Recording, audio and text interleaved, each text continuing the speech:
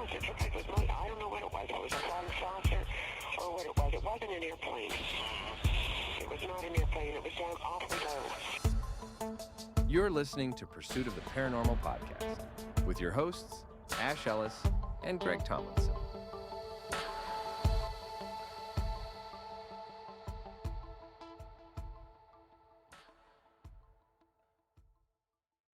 Welcome to this week's episode of Pursuit of the Paranormal podcast. This is another episode of Ash's UFO files. This is case 4, looking at a potential UFO landing case in Bolton, here in the northwest of England. The witness reported the incident to UFOidentified.co.uk on Tuesday the 17th of May 2022, and it happened just a few days earlier. So, the witness in this report was sitting on their bed in the upstairs bedroom in Bolton, talking to a friend on WhatsApp, when they saw out the window what they described as a brilliant, very bright turquoise ball of light coming down at a 45-degree angle from the sky. The ball of light appeared to come down in the woodland behind a row of houses, so the witness grabbed the dog, grabbed the lead, and walked to the area they believed the object landed in. Upon coming to this wooded area, known locally as 7 Acres, the witness saw an electric blue light at floor level in the woods. They described the silent nature of the object as looking and feeling otherworldly. At first, they were in awe, and they were actually able to record the light, but then the phone started to malfunction. That sense of awe became a sense of dread, and being alone in the woods in the middle of the night, this was at around 1 o'clock in the morning, the witness returned home and reported the event to us a couple of days later. When I first read this report, I knew it had the hallmarks of a potential classic UFO landing case. We've got an object in the sky that's witnessed coming down and then being seen in the woods. It came complete with video evidence, so I was excited to start investigating the first actual landing case report that our group had received. And then it started to get even more exciting and intriguing. One of the first things that we look at when investigating a case is if there are any similar reports from the same time in the same area. We will look in the many UFO Facebook groups that are around. We will scour local newspapers.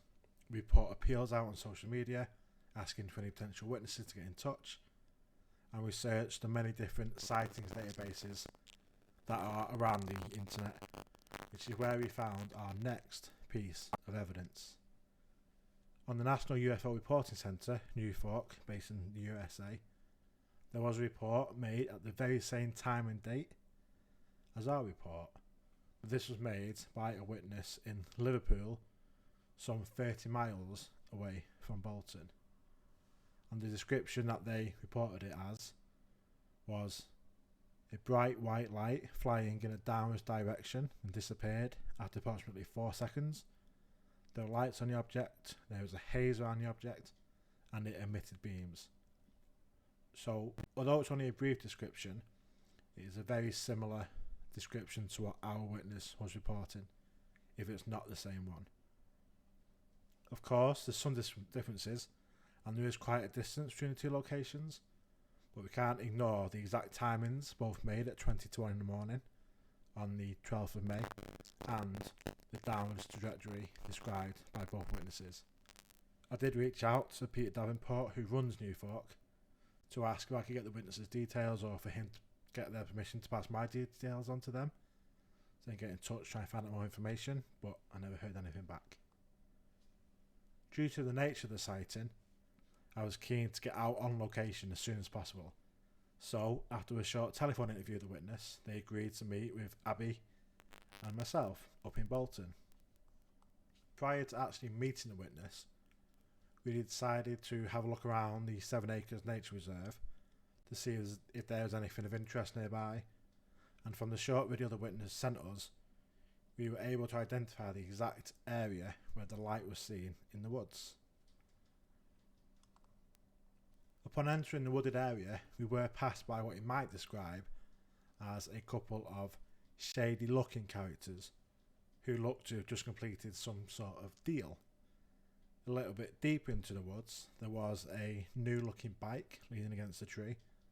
And at the bottom of what turned out to be quite a steep drop off, around 10 metres back from the road, looked to be what looked like a homeless camp. There was a small clearing in the woods in the area where we believed the light to have been, and in this clearing there was evidence of drug use, including tinfoil and a lighter. And it was at this point we actually noticed somebody crouched down in the bushes with his nose in something.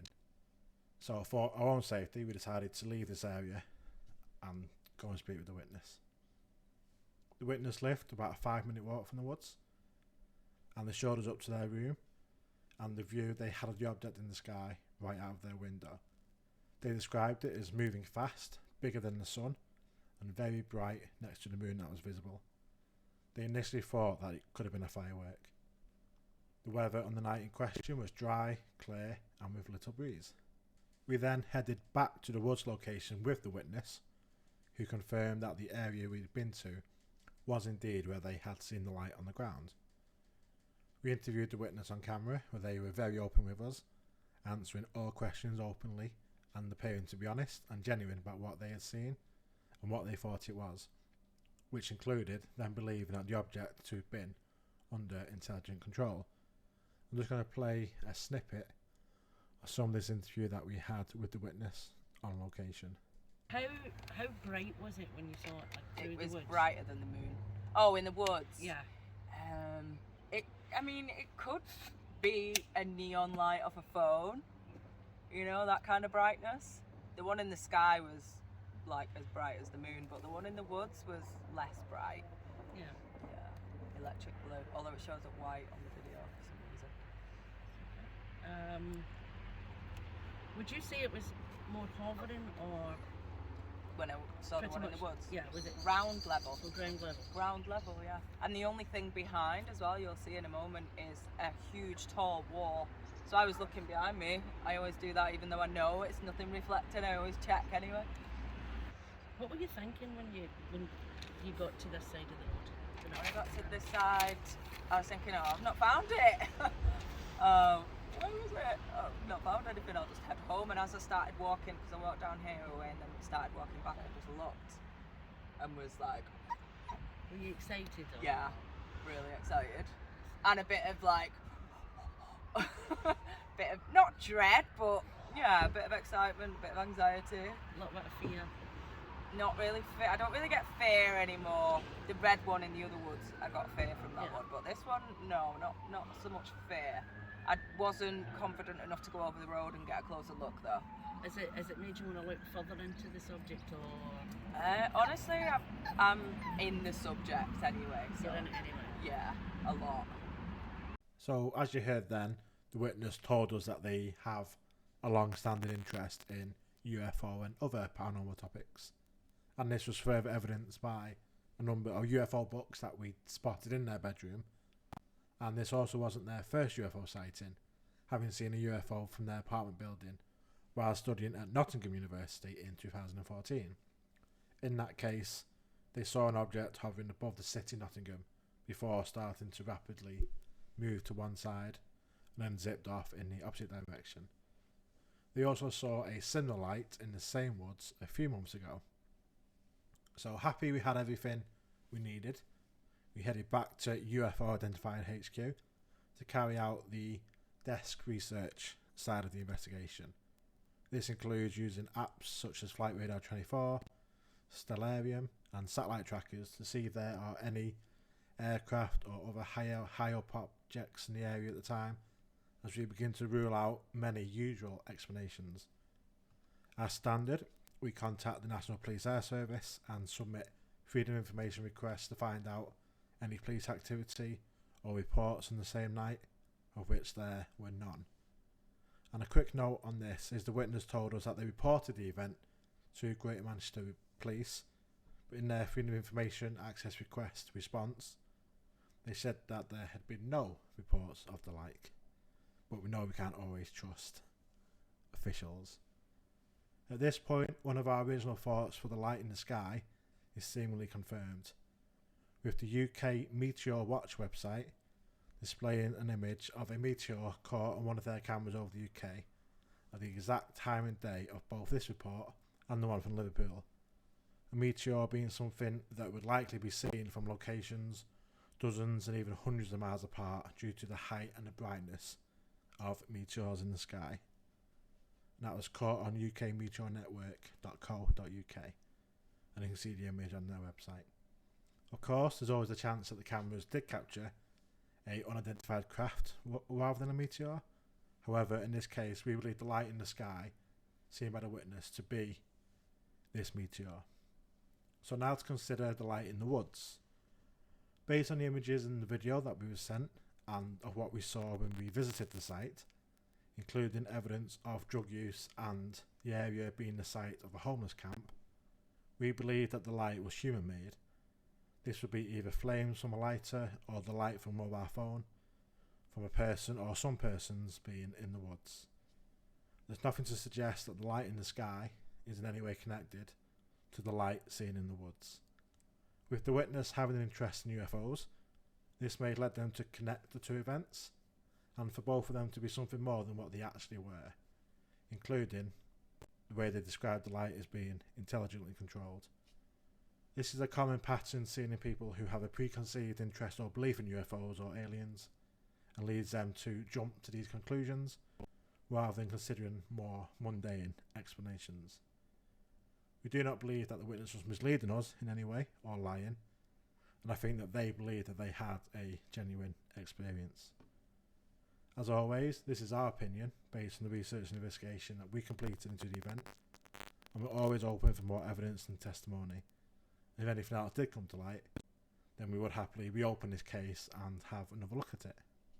So, although this case isn't a famous UFO landing that I was hoping it to be when I first read the report, it's always good to get out there and investigate these types of cases and find these answers. That's what we do it for. We aren't looking to make something out of nothing. It is what it is. This was still an exciting case. As always, 99% of cases that we investigate we can explain. That's just part of the job.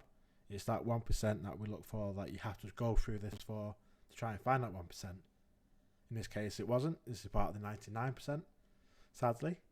Like I say, when I first read it, we had multiple witnesses, we had a video evidence, a potential landing, all the hallmarks of a potentially great case that could become one of the famous ones in decades to come. Well, it's not to be, and for it to be my first landing case that I investigated, it was really good, like I say, to get out there. We had lots of equipment we were prepared to use in terms of the landing site, to take soil samples, radiation readings, all different readings, monitors to check all different kind of base levels, and any spikes, things like that. We had stuff ready to get, if we had to send stuff off to get any sort of plants or trees analysed. We had all that stuff prepared and ready.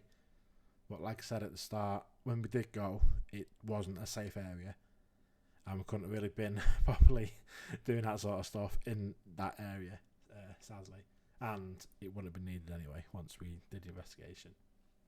A more detailed investigation report, including the videos and the photos, are available on UFOidentified.co.uk. Just navigate to the investigations part of the website and you can have a read of that and watch the video and all that sort of stuff. So that was case 4 of Ash's UFO files. Just quite a short one this week. Greg, my co-host, has had another operation in hospital, so laying low a little bit, recovering from that. We hope to be back to our regular scheduled programming from next week with some very special guests coming up soon, so make sure you check them out. And from me and all the listeners to Greg, hope you get well soon and back on your feet. I'm sure you will be. And to all the listeners, thank you for checking us out. Make sure you get a chance, if you can, to leave us a review on Spotify, Apple, wherever you listen. It does help us.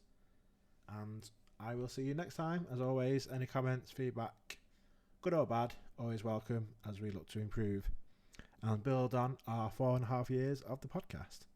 So thank you all very much, and I'll speak to you all later. Have a good evening.